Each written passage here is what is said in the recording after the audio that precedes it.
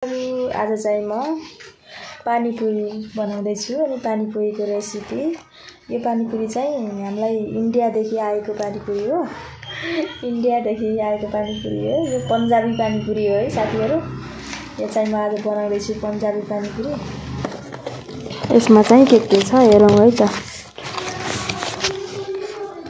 यसमा चाहिँ 3 वटा मसलाहरु हुँदो रहेछ। एउटा पुरी अनि 3 वटा चाहिँ मसला हुँदो रहेछ।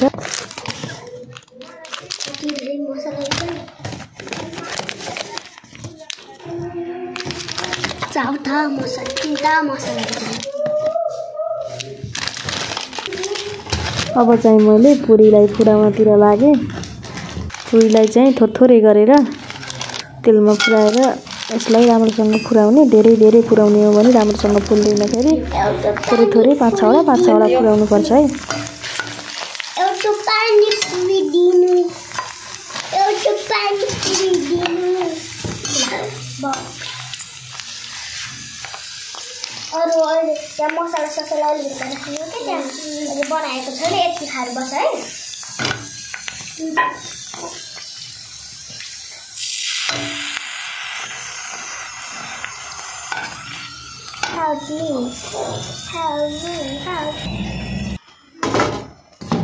मैले चाहिँ साथीहरु पुरीहरु पनि फुराएर ल्याइसकेको छु। अनि यता आलु उसिनेर राखेको थिएँ 2टा जति।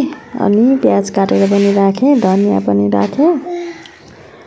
अनि यो चाहिँ हरियो खुर्सानी हो। हातले झिक्न पिरो लाग्छ भनेर म चाहिँ यसले झिकेको छु। अनि रातो धुलो खुर्सानी। अनि यसमा स्वादअनुसार नुन राख्ने। अनि मैले चाहिँ पानीपुरी मसला थियो पहिलाको नै यही नेपालकै।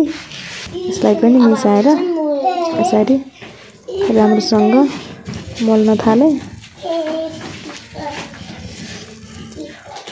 त्यो भिनेगरले त भिनेगर सस है सेटो सस। भिनेगर चाहिँ हामी थोरै राख्छौँ। फेरि मिठो हुन छ मिठो हुँदैन, त्यसैले हामीले चाहिँ भिनेगर थोरै राखेका छौँ। 20 रुपैयाँ हो। 20 रुपैयाँ। अब चाहिँ पानीपुरीको पानी बनाउनतिर लागे है साथीहरु। म यसमा मसलाहरु त धेरै रहेछ साथीहरु, तर गुलियो मसला रहेछ के मिठा पानीपुरी लेखेछ। त्यही भएर मैले चाहिँ राखेन। यो चाहिँ के रे पुदिना पानी भनेर लेखेछ, चटपटा पुदिना पानी, त्यसैले मैले राखेँ यसलाई। त्यो मिठा पानीपुरी चाहिँ मलाई मन पर्दैन कि साथीहरु, त्यही भएर मैले यो राखेँ। अनि भिनेगर, नुन अनि प्याज र धनियालाई पनि राखेँ। अनि यसरी घोले।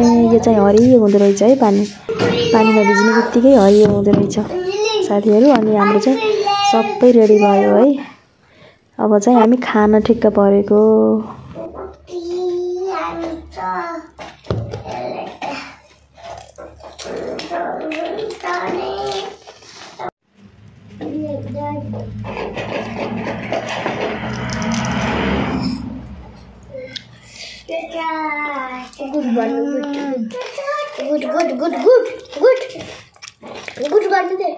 Good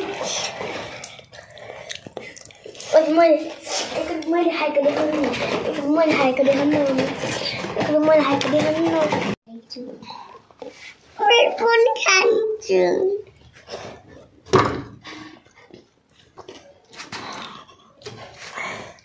साथीहरु मैले पनि खान्छु।